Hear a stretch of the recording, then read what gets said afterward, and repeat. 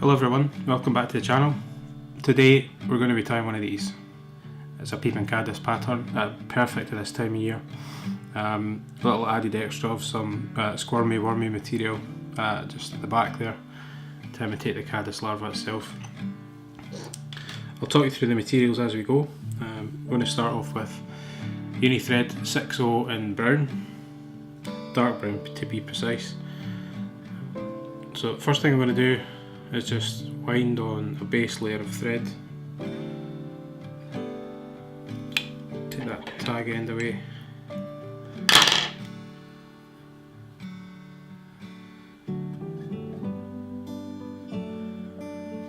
Now, immediately after that, we're going to take a little bit of our rubber material, not much, you only need about a centimetre.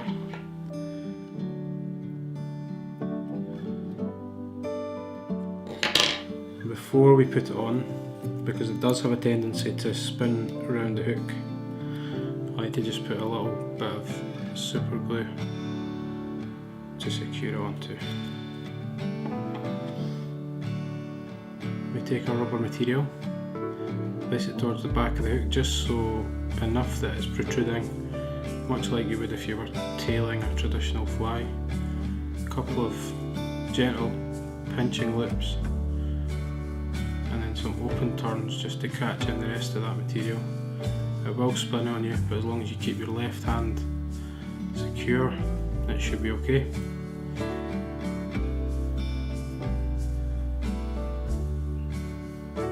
It might also pop up a little bit like that, don't worry, we'll take care of that as we go through the video. So I'm going to just maintain a hold of that so that give the super glue time it's set. Lay down a layer of thread just over the top of that rubber to really secure it in place.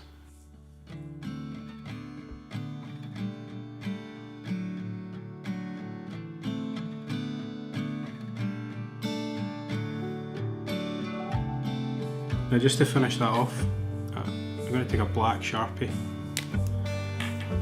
and just colour the very end of that rubber.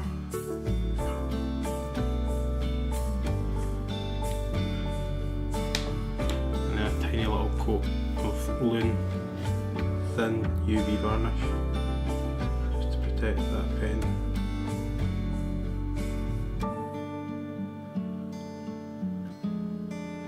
And that's just to give the impression of the head of the larva itself. It's not essential.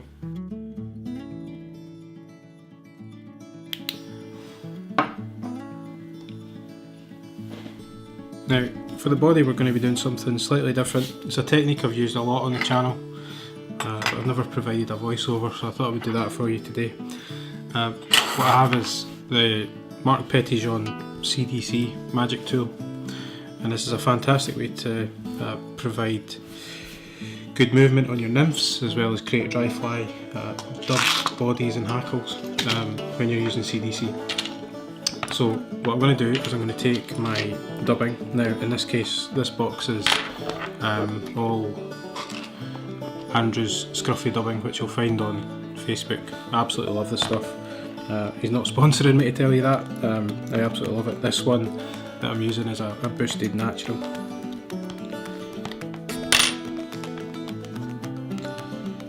Now what we do is we need to just lay a decent amount of dubbing. You don't want to go crazy, but you definitely need enough to get you all the way up the fly in one go.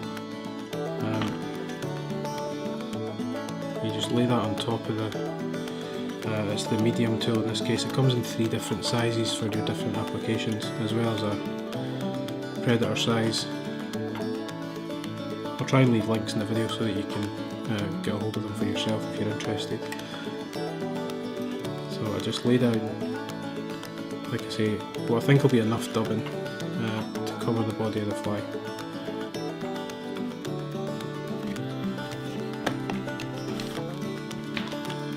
And then we take a CDC feather, a large feather. Pick this one because it's got decent barbed length on it, and it's going to cover the length of the magic tool. All you do is you take both ends of the feather, lay it over the top of the dubbing and push it into the tool all the way down. Take your scissors, snip off either end, then you take one of the clips. These are essentially bulldog clips. Put that over the material, grab hold, there you have it. Now you've got a CDC stem perfectly straight. What you need to do is just trim that away.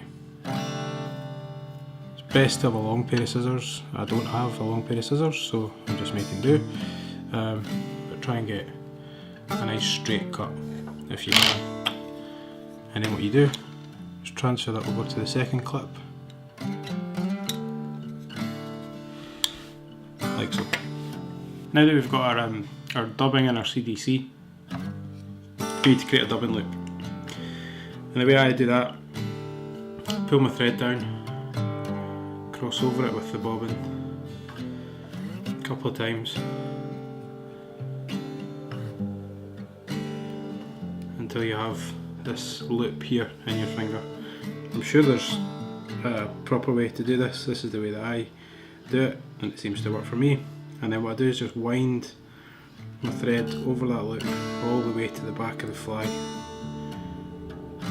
so that you have this loop sitting just under your fly. And then I bring my thread all the way to the front.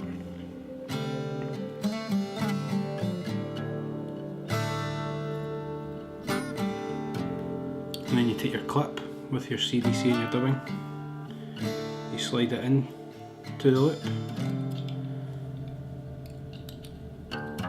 make sure it's all nicely lined up, and then just release the clip.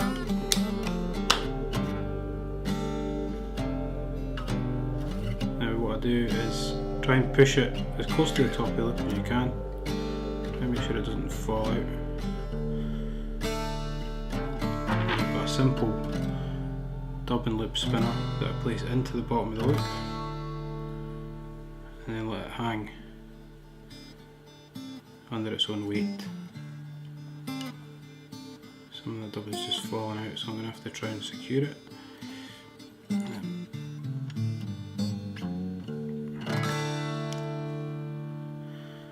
So the dubbing spinner is just hanging under the weight, under its own weight, and all I'm going to do is spin it clockwise. You don't want to overspin it because it does create unnecessary tension in the thread and it might snap. However, what you should end up with is a nice little rope of dubbing, just like that. Now you want to make sure your thread and your bobbin is right at the front, and then just start to wind on. Now what I like to do at this point, to try and give the impression of legs, is just stroke some of that material back. Just be gentle with it because it will come out on you.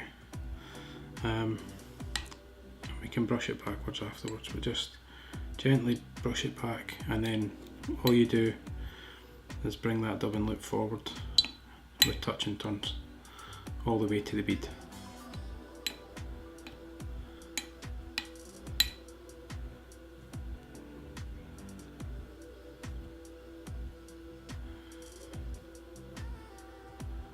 Now, I've not quite got enough dubbing on there.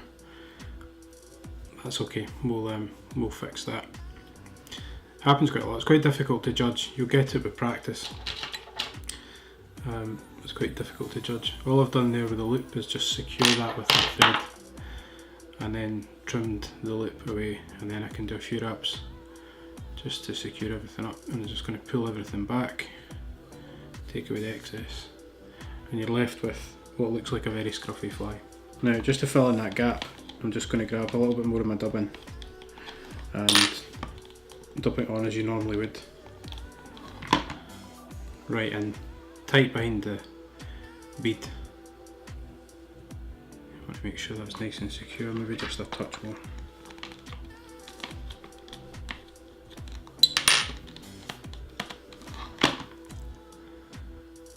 This really is a great pattern for trout all year round, for grayling as well. If you're after them in the winter, I thoroughly recommend it. So I'm just winding that dubbing on, brush everything back, a few wraps behind that bead just with the thread. And all we need to do is finish the fly. What I like to do is just a straightforward whip finish. Now that we've finished the fly, you can see it's looking a bit scruffy. Now we've got the Cdc, which does provide fantastic movement, but I do like to just trim it down ever so slightly, creating a little taper as you like really. There's no exact science with this. You can leave it scruffy if you want. It'll obviously look completely different when it's in the water. I get my dubbing brush and just brush everything back towards that rubber material. What that'll do is give the impression of the legs at the back of the fly.